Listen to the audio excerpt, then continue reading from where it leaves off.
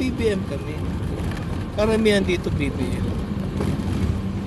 Pero kahit na hindi ka BBM, hindi naman namin iniisip pero hindi BBM. Hindi guys sa iba tinatakot tinatakot para lang sumama sa kanilang partido, di ba? Dito hindi. May kusang loob ang mga tao dito.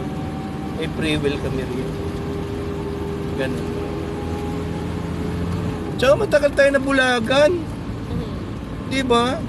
Ako nabulag din ako nung time na si Marcos ganun ang mga ginagawa sa Pilipino noon Diba? Yung pala propaganda lang pala yun. So blind tayo doon. Marami naniwala na Pilipino na masama ang mga Marcos. Diba? Yung pala baliktad. Ang masama Aquino. Sila mga rebelde Sila yung mga NPA Kasi si Aquino NPA, pasensya na po pasensya na po mismo. Kita mo nung real talks lang tayo kasi may history tayo 'Di ba yung nung panahon na si Cory naging presidente, pinalaya niya lahat ng mga NPA, sila Choma Sison, lahat sila Tarok, iba.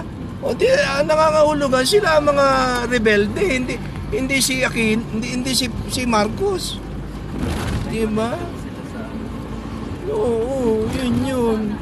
Tapos pinasama ang mga Marcos.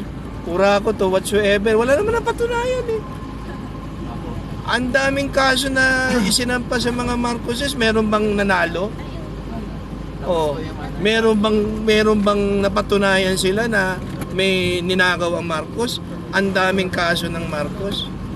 Wala naman. Yun lang ang katotohanan. Doon lang tayo sa katotohanan. Tama na yung siraan. Puro sira na lang nangyari sa atin Kaya hindi nagmumove ang Pilipinas Bago ng bago administrasyon. Pati yung base na nangangailangan para sa mga Pilipino, pinalayas-layas nila Di ba? Panahon nila yun Di sana nagbebenepisyo sana tayo mga Pilipino sa mga Amerikano. Di ba? Oo. Kita mo mga Hapon, kahit nagalit sa mga Amerikano during the World War II, hanggang ngayon may base sila sa Japan, 2 malalaking installation pa kasi matalino ang mga Hapon. Oo. Hindi na nila kailangan ng turista. Ang pinaka-turista nila yung mga servicemen, yung mga nandoon sa base ng mga kano. Di ba? Generating income yan. Ang laking perang pumapasok dyan, nandyan ang base, inuupahan nila ang base militar. Pagkatapos turista pa sila, kumikita ang gobyerno. Ngayon, anong kita natin? Pinasok pa tayo ng China. Kung nandito ang mga kano, hindi sa tayo pinasok ng China. Ganun lang yun. Diba? Di sana nagbebenepisyo mga Pilipino ngayon, kaibigan natin mga kano. Nakakapunta tayo ng Amerika. May petition tayo, dadalhin tayo ng mga kano. Ano na tayo sa Amerika? Di ang ganda ng buhay sana natin ngayon. Ngayon, ang hirap-hirap natin makapasok sa US. Nakakota ang visa. Di ba? Mantalang ngayon. Ha? Papupunta po dito, free ang Amerika. Noong panahon na nandyan ang base, pwede ka pa mag-join ng Navy. Ang mga Pilipino pwede mag-join ng Navy.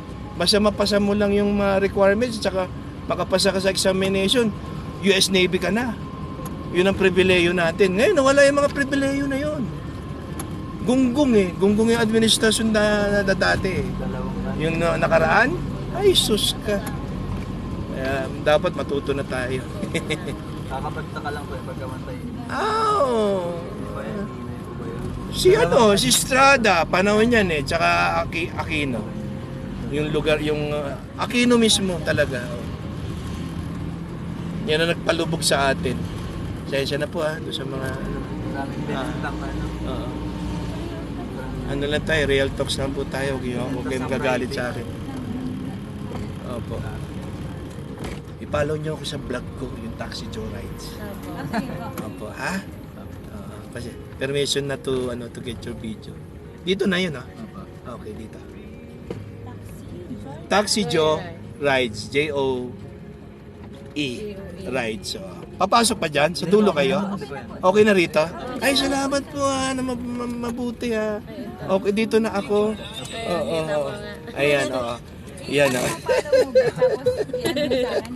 Para na kami mapanood. Ano ko rin to, upload ko to. So, kaway kayo dito, kaway kayo dito. Yung mga taga Bicol, hello po ah. At pumunta ko kayo dito sa Baguio. Opo. Mga kapatid po natin, mga taga Bicol po. Teka po ah. Tulog na, Daddy. Okay. Salamat po.